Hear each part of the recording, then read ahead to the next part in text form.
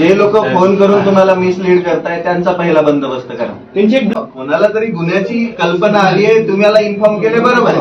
आणि आता त्याच्यामध्ये तुम्ही पोहोचला, तुम्ही व्हेरीफाय केलं, तिथं मिसलीड झालंय, मग तिथं गुन्हा कुणावर व्हायला पाहिजे? 112वरती कॉल केल्यानंतर मिसलीडिंगचा गुन्हा. आता जो हरासमेंट झाली शेतकऱ्याची, ऐका ना, हे बघा, मला सांगा, तुम्हाला एक सिंपल सांगतो, शेतकऱ्याचे आता 2000 कोटी थकीत आहेत. किती गुन्हा किती जणांनी दाखल केला? 1 जणांनी. यांच्यात नाहीये हिंमत ती सर्वसामान्य माणसाला पिळून त्याला त्याच जागेवरती बसवण्याचं काम इथल्या प्रस्तावनेने केलंय.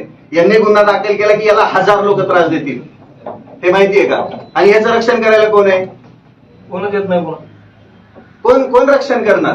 मान्य आहे, सगळी व्यवस्था आहे, पण त्याच्यापर्यंत पोहोचेपर्यंत तो मरून जाणार आहे, जगणारच नाहीये तो. प्रयत्न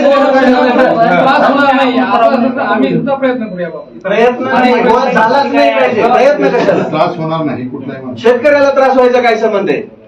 झालं नाही पाहिजे ना.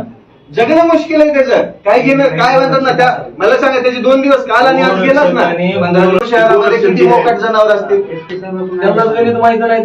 मोजलंय का? त्याची केली का टॅगी? बंदोबस्त त्यांचा करा जे मिसलीड करताय. शेतकऱ्यांना इथून पुढे झालेला त्रास सहन केला जाणार नाही. बस झालं, हे अति व्हायला लागले. जो रिअल मध्ये गोरक्षणाचं काम करतोय, ऍक्च्युअल तस्करांना पकडण्यामध्ये आम्ही त्याच्या पाठीशी कायम उभा आहे. कायम उभा आहे. ते जे प्रकरण झालं त्याच्यामध्ये त्याचा जीव गेला, त्याच्या पाठीमागे बी आम्ही खंबीरपणे उभा आहे. सगळ्यात पहिलं तर पशुवैद्यकीय दवाखान्यांमध्ये पशुवैद्यकीय अधिकारी नेमा. आमच्या जनावरांना उपचार भेटत नाही त्याची सोय करा, आणि त्यानंतर आम्ही त्यांना धष्टपुष्ट केल्यानंतर कापायला नेत असू त्यावेळेस त्याचा बंदोबस्त करा.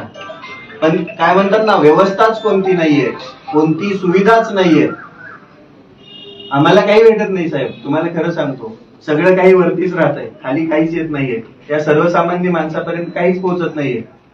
साहेबांनी गुन्हा मागे घ्यायची प्रक्रिया केली, त्या शेतकऱ्याला त्याची जनावरं ताब्यात देण्याची पण प्रोसेस केली, तुम्हाला जनावरं पण भेटली.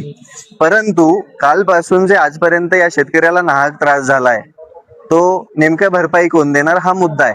मुळातच जनावरं शेतकऱ्यांची, शेतकरीच त्याचा मालक, पण त्रास देणारी इतर लोक आहेत. गो तस्करी होते, तस्करांना पकडा तुम्ही, पण शेतकऱ्यांना का पकडताय हा प्रश्न आहे मुळात. कोणत्याही पोलीस स्टेशन मध्ये हेच चालू आहे, तथाकथित लोकांकडून. याच्यामध्ये खूप मोठं रॅकेट आहे, हे पैशांचं वगैरे खूप मोठं आहे, छोटं नाहीये. आणि याच्यामध्ये सगळ्यात जास्त हा गरिबांना दिला जातोय. आम्ही साहेबांना एक विनंती केली की तुम्हाला जो कॉल येतो त्याची शहानिशा करा.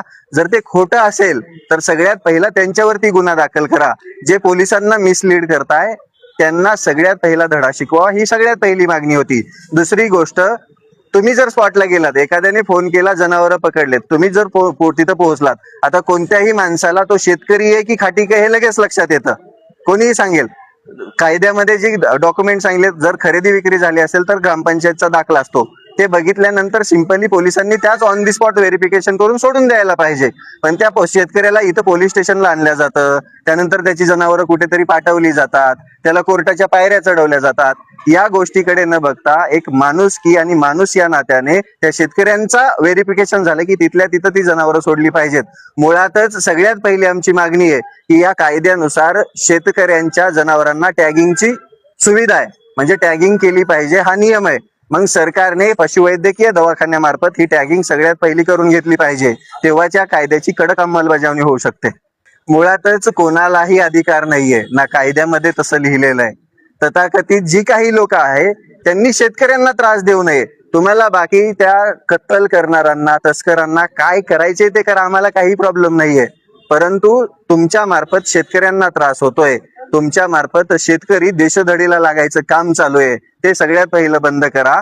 असं बेकायदा काम करणं भारतीय संविधानाच्या बाहेर आहे आणि त्याला पण कलम लागू शकतात. माझी पोलिसांना विनंती आहे, हे जर बेकायदा कोणी करत असेल तर त्यांच्यावरती पहिले गुन्हे दाखल झाले पाहिजे.